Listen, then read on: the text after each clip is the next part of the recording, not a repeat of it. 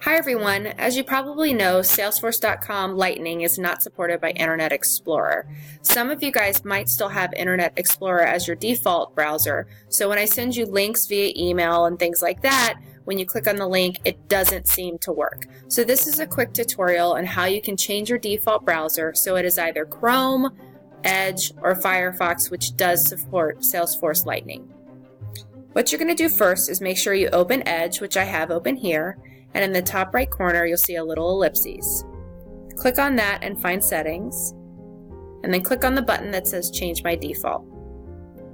Once you click on Change My Default, your default app window will pop up, and you're going to scroll down and look for Web Browser.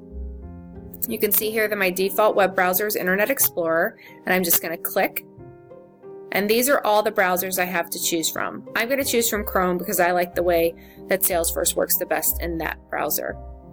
Once I've clicked that, I don't have to hit save or apply, just X out and my changes have taken place. Here's an email that I sent to myself, and when I click here, you will see that it automatically will open up in Chrome. Thank you, and if there's any questions, please let me know.